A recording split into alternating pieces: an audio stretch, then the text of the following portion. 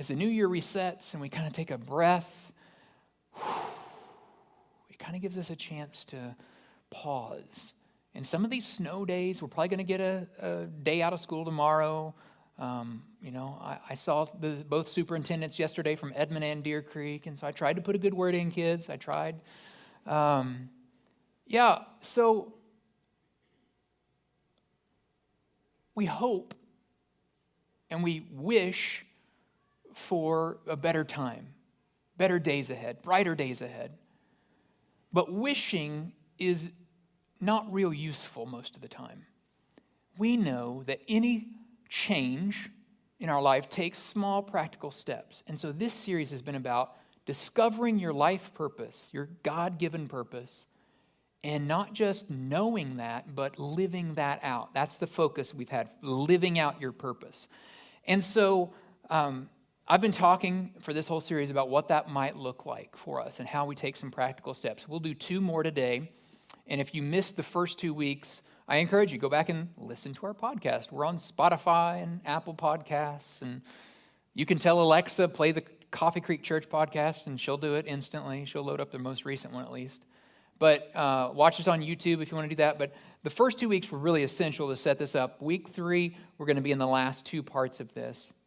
In Christmas during 2002, Wendy and I had just been married for 2 years. And we were living in a small church-owned home in Central Texas. And I was pastoring a church. It was very large. It was 10% of the entire town, a town of 300, so 30 folks. This is a church building that was built in the 1800s by Anglicans. And so it has it had like these castle things at the top, like what you would think of as defenders would be up in. It was an octagon-shaped church. It was very classic, like new America kind of buildings that they brought over to this country. It was odd architecture. It had Dearborn heaters. Do you remember those? Gas heaters. We had 4 gas heaters I had to walk around and light each Sunday morning in order to warm the building up. We didn't have central heating. We had central air, but not central heating. For air conditioning, we had ceiling fans, like 50 of them all over the ceiling. And so you turn those on and it felt like the church was going to take off. It's a very old church. Had been there a long, long time. And the parsonage, which is the church-owned pastor's house, was in terrible, terrible shape. I mean, like, kitchen, no floor. Rats living in the building. Windows had been busted out by kids. No one had lived in it for a while. The air conditioner didn't work. I remember my mom and dad came down to look at this lovely palace that I was going to bring my bride into. And I think my mom cried and was like, "You can't do this to Wendy." I think she thought, that's it. She's walking away from him now if he's doing this. But we, over the next 6 months, I did most of the renovations. I acted as a subcontractor for stuff I didn't understand, but I bought 3 books at Home Depot, and I learned how to do electrical, and I learned how to do plumbing. Now, people who lived in it later said I did not learn how to do electrical, and I did not learn how to do plumbing, and the house had to be brought up to code. But I got it by, and I figured out some things of how to do, and we moved into that place. And by Christmas that year, that was like April we started working in April. By Christmas that we moved in, I was just exhausted and didn't have a lot of energy left and was going to school full time to be a pastor. So this is like after you graduate college, you go to pastor school, which is another 90 hours of learning, so 3 more years. And you end up with a degree called a Master of Divinity, which is the oddest sounding degree, and you can never apply for a job in the real world with that because people look at you like you have lobsters coming out of your ears. Like, what does that mean? I don't know. I can't explain it to you, but it was a theology degree. Studied the Bible, studied Christianity, studied the church. But during that time, this little tiny church couldn't pay us a salary, so they paid us by providing a place to live. A shell of a place to live, admittedly, but it was a place to live. And so that's what the exchange was. And I pastored that church for 2 years while we lived there. And one year, this Christmas, the internet was still kind of fledgling and new. And I thought I was going to be, we lived And I worked and went to school in Fort Worth, Texas, so a major city. They had shops there. But I thought, no, I'm going to order Wendy's Christmas online. And so I ordered her a candle that looked so cool in the online pictures. But there weren't a lot of reviews back then. You know how most of us don't buy anything without seeing 50 reviews today? You go to Amazon, you see no reviews, and you're like, nope, not buying that. Or you see all positive reviews, and you're like, that doesn't seem right. You want to see a little mix? No reviews. So I bought this candle. It looked really cool. It looked like it's going to be like a big pillar candle. She's going to love this. And, we were pretty poor, so the shipping, you had to pay shipping, and I was like, oh. So I was like, she better really love this. I mean, I better get some credit here for this really cool Christmas present. It came, and it was like a votive candle, like very tiny. It's supposed to have roses embedded in it. It had like one little red fleck of dust maybe in the middle of it. I was like, But it was too late, so I wrapped it up, and it's like, here you go. And she acted like it was awesome. So she's been putting up with me for a long time. I really appreciate that. She's a saint for putting up with me. And through those lean years, she worked to put me through school. But we've talked about it in retrospect. There were times when our favorite restaurant, and some of you that have been to Fort Worth or Texas know about Rose's restaurant. Some of you know Rose's. If you don't know Rose's, you better get down there. They don't have them in Oklahoma yet. They're like, I don't know how to explain it. It's like good food fast. That's Mexican food that's good food fast. It's like amazing. And they have a tortilla machine. But in school, on Tuesdays, they had taco day. And it was $2.99 for 2 tacos and rice and beans. And we would get water. And for $3. And some days when I was in school, I would eat there for lunch. And then I would go grab her. And we'd go there for dinner and have tacos again. Because it was that good. Now, it's our favorite place to go. We don't have that meal anymore, but we ate that a lot when we were there. And so we look back and think about these very extremely lean years, right? Her car, when we got to Fort Worth, blew up, just the engine block, just dead. And so she had a job interview to get to, and we were like, how are we going to do this? We don't have another car with us. We don't know a soul here. So we went and test drove a car for 6 hours. This really happened. I can't make this kind of thing up. The dude's calling me. He's all nervous. I've got your driver's license. Where are you? Oh, we got lost in Fort. We'll be right there. I told a little white lie, but she got the job. Whew. Goodness. Scary times. We were poor. And looking back on that, now, we think sometimes wow, those were scary times. And we could have been homeless that day. What could have happened? And yet, sometimes in reflective mode, looking back, sometimes they were the most fun times we had as a married couple. We didn't have money, but we had to be creative and figure things out. And it informs who we are today. And we realize how blessed we were to have what we had. And sometimes that the best blessings are simple things, not incredibly complex things and expensive things. Last Sunday, I talked to you about this theme for us in 2024. We're going to pursue all year long. Now, it's not going to be in every message and every week's teaching, but we will continually come back to this theme of how can we be the blessing. Last year, we focused on praying for our community and our family and our friends.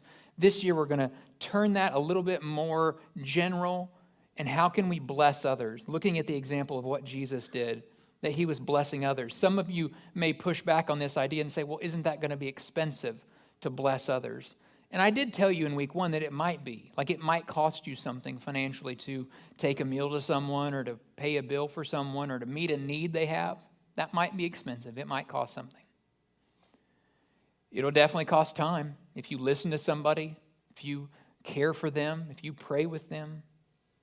But we kind of said in week 1, it's probably not really a blessing if it doesn't hurt you a little bit, if it's not causing something for you to sacrifice something. And so we're going to explore this really interesting question again one more time today. And that is, what if all that God really expects of me is to be a blessing? Not to yell at people, not to condemn people, not to make people feel bad about themselves, not to somehow be a soul winner as if we could win or lose souls, not to tear people down, but instead, what if we follow in the steps of Jesus and bless those that are far from the Father? And what if we use that winsome approach to bring more and more people closer to God's redeeming grace and love and mercy and peace? Wouldn't that make a lot more sense than pushing people away from God? What does God want from me? Common question. We are exploring this year how we can bless our neighbors, our coworkers, our family, our friends, our classmates, our children. How can we be a blessing? And we're asking God to help us with this. Open our minds, give us imagination, give us insight, give us opportunity, open doors for us, and we will be bold and walk through those. So far, we've covered the first three ideas in depth, that we begin with prayer. Jesus was always going away to be by himself to pray, so we need to be people of prayer that begin with prayer. We can listen to people. We can eat, have meals with people. We talked about what a blessing that is last week to people. And today we'll shift to these second two. We ended last Sunday on this idea that sometimes it's better just to skip the preaching. People don't need to hear more advice. They don't need more self-help, 10 easy steps to this and 5 ways to do this. But instead of preaching at people, perhaps we need to just grab a plate and lend an ear to those that are far from God today. Have a meal. There's something about a meal that Jesus was always eating with people. And we pointed that out last week. We talked about that, but there's so many more examples of Jesus eating with people and sitting down. And the Pharisees were very upset when Jesus would sit down with sinners to eat with them. Last week they called them scum in the scripture we looked at. Just shocked that Jesus would eat with sinners because they thought of themselves as good and holy people and sinners as useless and worthless.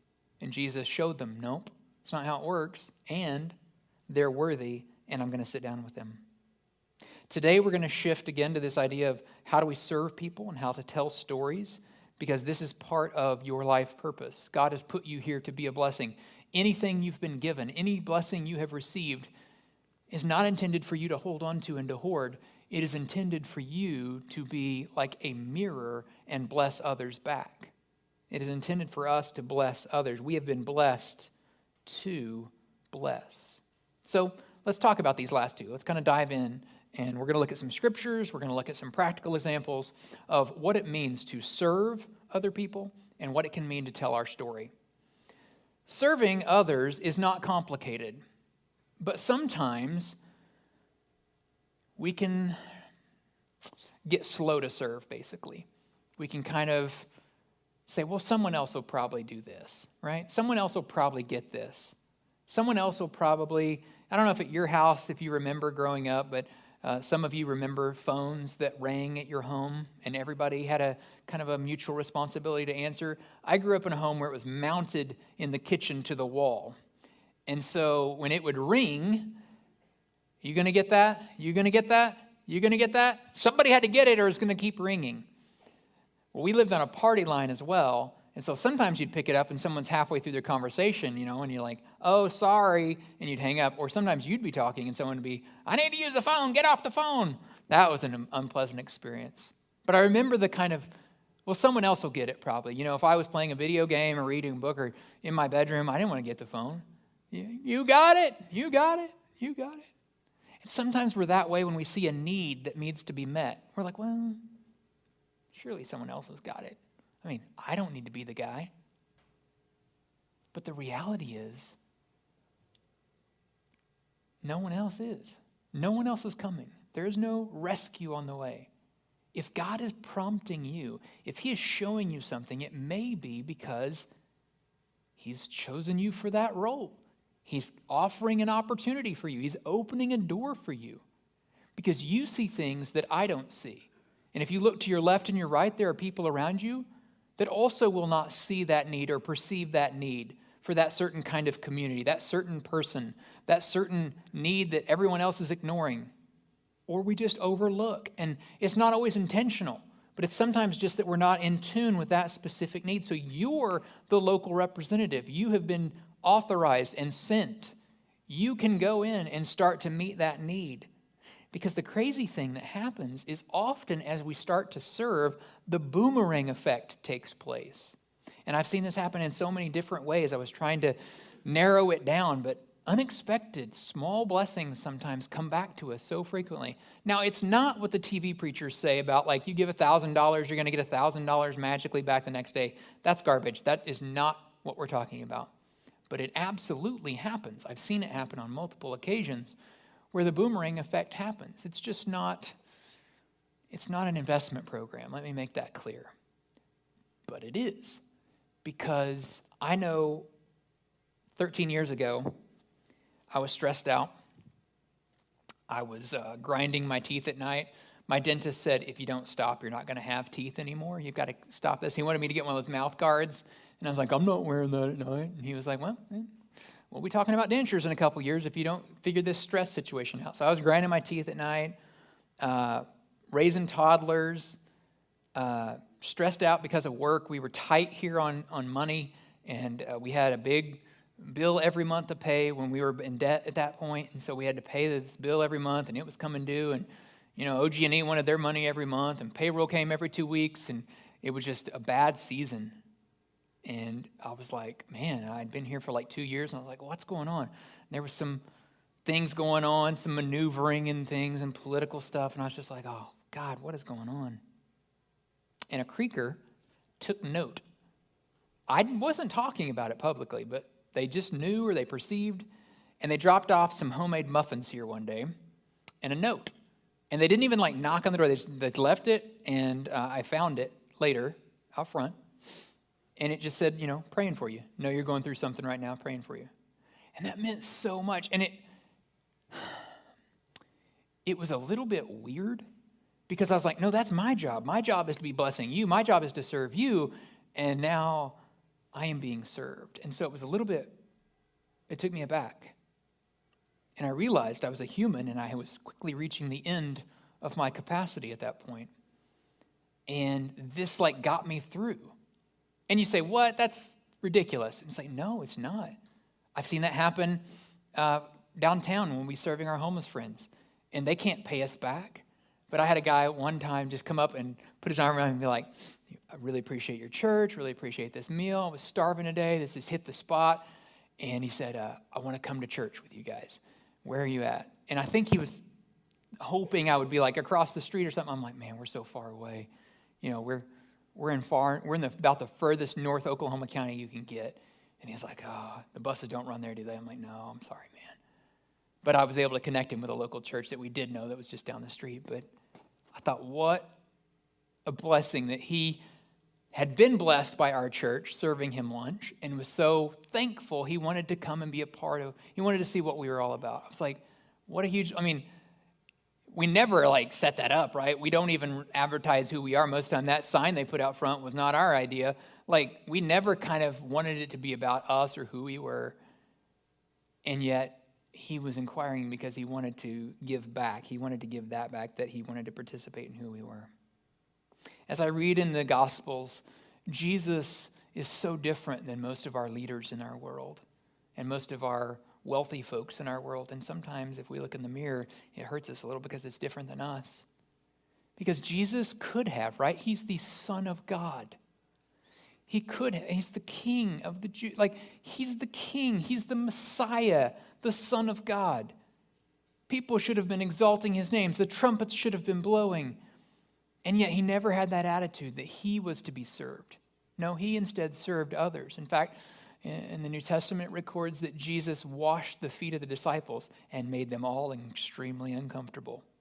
Now, I don't know about you, but I would be extremely uncomfortable with anyone washing my feet. But Jesus, and feet back then, they weren't taking baths every day. Let's get that in our mind. They're wearing dirty sandals. We're talking teenage boy stinky feet, right? Disgusting, what just died in this room smell. And Jesus is undoing those straps and getting down on his knees and washing their feet.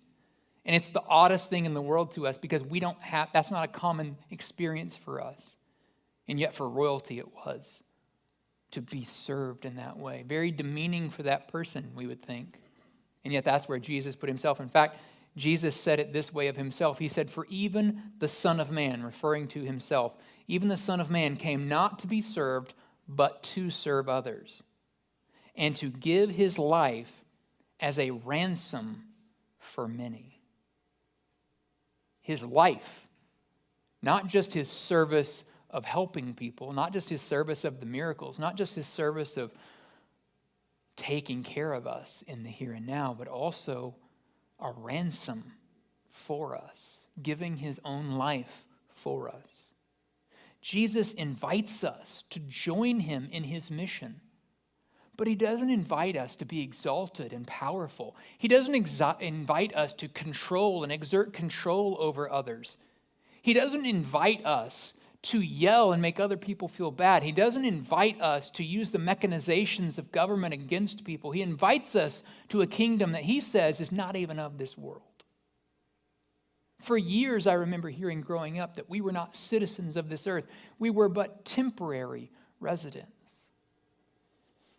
And that our focus, our goal should be to bless others, whether they are like us or whether they are vastly different, whether they love us and respect us or they hate us and they spit on us. We bless others. The early Christians, the reason Christianity exploded in the Roman Empire is because the folks that got the plague and got the viruses, the Christians were going to them and praying for them and feeding them and seeing to their needs, often at their own detriment. It was the government who was burning them and casting them out, throwing them outside the gates of the city. It was the Christians who said, no, we are here to be a blessing.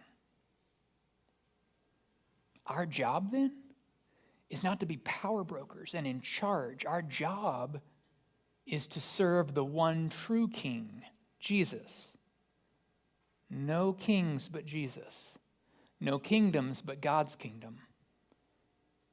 And our job then is not to be served like we are royalty, but it is to serve others. If our King is serving, then most definitely he expects us to serve. So now that Jesus is no longer physical on the planet with us, the call is that we would be servants. And so right before he went to be with the Father, Acts chapter 2 records that he said he was sending something to us called the Holy Spirit, that the Spirit would become our teacher, and that we, this new institution he was creating called the church, we would become the physical extension of the blessing that Jesus came to this earth to bring. We would be, and the simple way I say it a lot of times is we would be the hands and feet of Jesus. We would be the physical expression left behind. And so for over 2,000 years now, that's what is to take place. That the church is here to be the physical expression of God's great love in Jesus, his blessing for people far from him. In the book Bless that we looked at last week, the author says it's very simple. Jesus' message is not complicated, even though we've messed it up so much today. He says Jesus' message was quite simple. It's now our turn to serve the way Jesus served. We live in a world that believes the higher you rise and the more power and wealth you accumulate, the more leverage you have to get others to serve you. But Jesus takes that idea and says, here's what it really looks like to bless the world. You serve. Jesus, who Satan offered all the power in the world, offered all this land, and you can have everything, all the money, and Jesus turns him down. He's like, quit being silly and quit being ridiculous. Here's what it means to serve. You'll even give your life, and that's what Jesus sets the example for. He sacrifices everything. So the sacrifices we give often then pale in comparison to that. Sacrifice of a little time to listen to someone. Sacrifice of a little moment to encourage someone. Sacrifice of a small gift or a small amount of money in order to bless someone. Sacrifice of a meal, right? All pale in comparison to what Jesus gave. So the first kind of point then, action for us today, is to stand up and start serving. This is where we don't let everyone else fill that need, or we don't say, well, someone else will do it, but we actually stand up, and we're stand-up people, and we start serving. Whatever that looks like, and that's going to look different for every single one of you. because everybody has different environments. It may be your workplace. It may be in your neighborhood. It may be in your classroom students or teachers. It may be your family. There's someone that you could serve. But whatever that looks like for you, there's no time like the present. And if you want to see serious spiritual growth in 2024, you will do this. You will look for ways to serve others because it's one of the quickest ways to learn. It's hands-on training in what it means to be more like Jesus. The more we serve, the more we learn. The religious folks Jesus was so frustrated with, they missed out on this teaching. They misunderstood. They thought it was 100% about head knowledge. Get all the facts in, get all the laws memorized, and you'll be good with God. They are book smart, but real-world morons. I mean, it's clear. You read about these Pharisees, and Jesus is just like, and they insult Christ multiple times, and they're trying to trap him, and they just don't understand what God is about. It's like they've gotten everything upside down because they focused on the law instead of love. And Jesus saves his harshest words for those religious folks, those people that were self-convinced of their own self-righteousness. So we want to strive to be way away from that. And if we find ourselves filtering into that category, we want to pull back as quickly as possible and get out of that trap because it's a quick and easy trap. Makes you feel really good and smart to have a lot of facts memorized, but if you don't have love, it's all empty. James, the half-brother of Jesus, says it this way, that faith without works is dead. Dead. Like inside we're dead if we're not serving. If we're focused on academia and we're focused on learning and knowledge alone to the detriment of our fellow human beings, we miss the picture Christ was painting. Because Jesus didn't just pontificate. He didn't just teach. He was known as rabbi. He was known as, or Rabboni, this idea, this great rabbi, great teacher, good teacher they would call him. He was a teacher. He taught a lot. But he also went to the cross for us. So it is learning married with action on his behalf that blessed us. And this is where we get to the final part, the story. Now this is challenging sometimes. This can be the most difficult part for many of us because we're afraid. Oh, I've seen it done so poorly. And I showed you pictures in week 1 of what that can look like, right? People with big signs or megaphones screaming on the streets at people. Or you've seen a preacher maybe try to make people feel bad about themselves so he can generate a psychological response so they'll walk forward in a room or they'll feel terrible and make a decision in a moment of an emotional crisis. And then that's it. He got the numbers written down for that day and they said, oh, we saved 4,000 people. And nowhere did Jesus tell us to do that. He told us to make disciples and to teach them everything that he had commanded us. That's the command from Christ. Make disciples, baptize them, and teach them. Teaching, making disciples, baptizing. That's what Jesus asked us to do. Not stand on the street corner and scream at people. Not try to take over the position of the Holy Spirit. Try to become the Holy Spirit and convict people. All of that is wrong-headed. Instead, and think about this, how much this changes your whole model of thinking. What you see most people doing is wrong, and it feels wrong. And you're not going to do that. And I'm not asking you to. I'm asking, what would it look like for you to be a blessing to someone? Because if there's anything I know, talking to people that have been through rough times in life, talking about people that have lost a child, talking to people that have gone through a rough patch in their marriage or faced divorce, talking with people that have gone through supreme grief and lost someone that they love, talking with people that have lost their job, talking with people in recovery, talking with people with any crisis in life. When they hear someone else say, you're not alone because I've gone through that too, man, you can't beat that moment. There's something that happens. The air is sucked out of the room in that moment.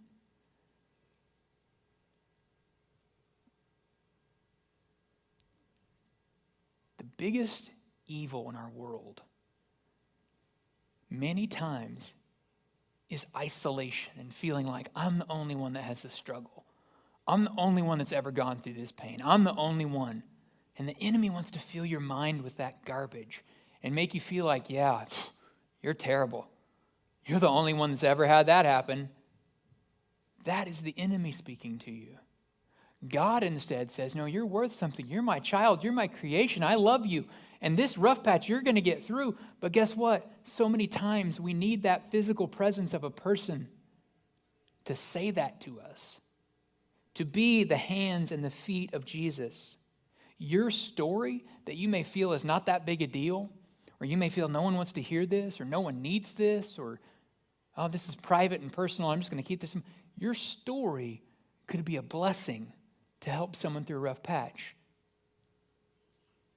a rough week, a rough month, a rough year, a rough decade. The isolation of our culture is one of the scariest things to me, because we don't do this on social media, and we don't do this via Zoom, and we don't do this via email. And they're all great tools, but we need people who will share their story that we can identify with and say, oh, you too? I'm not alone. Someone that can share a little hope with us. And this seems difficult, but it's actually the simplest thing, because you know your story better than anybody. And you know when God has seen you through things. You know when there were doors of opportunity open that you did not create on your own. And those little tiny tidbits of your story can seriously encourage and help someone out. Someone that needs to know God is for them. When they feel the whole world is against them, sometimes the only thing we have left to grip onto is that God is for us. He sent his son Jesus for us, that we wouldn't even die. So definitely in our crisis, definitely in our trial, definitely in our pain, he is on our side. He is for us. But with so many other messages coming in from all these other sources, it can feel like everything is against us. Paul, in the book of Romans, writes to the Roman church, and he knew they were facing incredibly difficult circumstances. And so he says some words to them that really bring this home. He said, how can they believe in him if they've never heard about him? How can they believe in Jesus if they've never heard about him? And how can they hear about him unless someone tells them? The insinuation was, unless you tell them. Because Paul wrote these letters many times at a distance to these churches. And so all your, what's called the epistles of Paul, the letters of Paul in the New Testament, so much of this New Testament is letters that Paul writes when he's not there to these churches. He's giving them directives. He's saying, look, you've got to do this. How are they going to know about Jesus if someone doesn't tell them? How are they going to know God's for them if someone doesn't tell them? No, they're going to just while away. They're going to waste their life, and they're going to have the wrong perspective, thinking God is against them or angry with them. Now, what if you took the word someone out here, and what if you put your name in that place?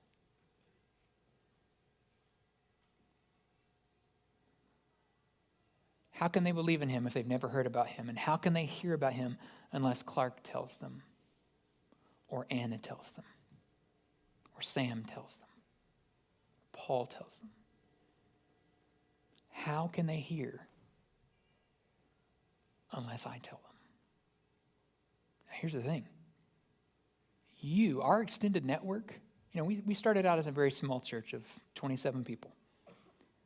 But our network, every time someone joins our movement here, every time someone enrolls in our learning program here, our network spiders and grows, because each one of you has a network of people not connected to our church, whether they're coworkers or friends or people in your hobby, classmates, whatever, neighborhoods. And those people, some of them, never are going to hear me talk. So if the only way we can get this message out is on Sundays from this platform, it's not going to quite do it. But if we will all plug ourselves into this, we create a network that can reach way beyond the walls.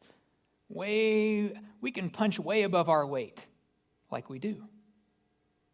We can do that because of you. And you taking this on and saying, yes, I can share my story about what God has done in my life. I love this old writer D.T. Niles, what he said one time. It's a classic statement. You may have seen this before. He says, Christianity is just one beggar telling another beggar where he found bread. I love that. I think that's so critical that we realize our words don't have to be flowery. Our words don't have to, you don't have to go to school for 3 years to become a preacher to know this stuff, because the central message is quite simple, right? Jesus' message is quite simple. We've been blessed to bless others. If we are this beggar who has received life-giving food, the bread of life, we take that to others. People need to hear our stories about how we trusted God and he saw us through a difficult time. People need to hear praise stories about good things that happened in our life. People need to hear about God's faithfulness to us. People need to hear, if you have found good news, you know the gospel, the good news that Jesus loves you, God is for you and on your side, then people definitely need that as well that don't know that story. So stand up and start serving, and take a seat and share a story. Those are the 2 actions for today. Share your story. It does not need to be your entire life story, as interesting as I'm sure that may be. You do not have to start with, well, there was a doctor.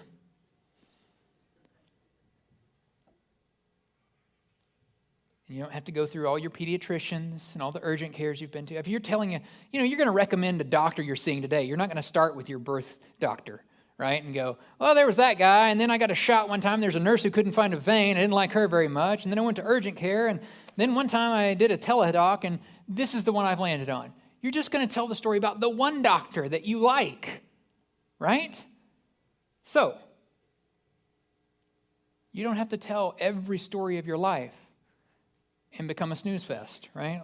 When they fall asleep, you've gone too far back. Share a pain point in your life that connects with what they're telling you about, because you've been listening and praying, right? You've been listening to their story. Share a similar story and how God saw you through that one time. That's going to be a 3-minute story, not a 3-hour. Talk about how God or the church rallied around you, or a friend illustrated what it means to be the hands and feet of Jesus, and bless them with that story. And it may not go any further than that. It may just be they take that. So many times we're like, what are you going to do with that? We're like, what do you do with the story now? So, man, you hear a big, heavy story. Sometimes you just need to chew on that. Sometimes it just gets planted in the back here. And then later, when you're starting to feel alone, you remember that story from that friend that told you, and you're like, yeah, they went through something similar. I'm not alone. I don't want to close with this. I don't know if you remember Toy Story 3. Really good movie. But one of the heartbreaking parts of it, if you went through the whole Toy Story series, at the end of the movie, spoiler alert if you haven't seen it, sorry, Andy's giving away his toys at the end of the movie. But he does something so cool in this scene. As he picks up each toy and he hands it to the little girl that he's going to be giving his toys to, he kind of tells a little story about each one. Some of them are kind of drawn out or silly. He talks about Slinky the dog. He says he's as loyal as any dog you could want. And if you're not kind of tearing up by that point, there's something wrong with your feelers. I'm kind of like, yeah, Slinky dog. And then he says about Woody. Woody is his best friend, the cowboy. Picks Woody up and he says, Woody has been my pal as long as I can remember. He's brave like a cowboy should be. He's kind and smart. But the thing that makes Woody special is he'll never give up on you, ever. He'll be there for you no matter what. What if we could be like Andy and bless others? What if we could be a friend like Woody and always be there for people in our life that God's brought into our circle of influence, our circle of friends? What if we could bless others, even with just a simple story? It means 2 sentences, and yet I remember in the movie people just went, ah! It's a huge moment in the timeline of Toy Story. And you're invested. And it speaks to all of us that have grown up. We remember that moment, or maybe we don't. Maybe we don't even remember the last time we were on the playground with our friends, but then we do. We're like, oh, that was the last one. And there's something to that kind of rite of passage. Well, I think we can best accomplish Jesus' mission of helping people, loving God and doing good, by just being the blessing. Let's choose in 2024 to be the blessing.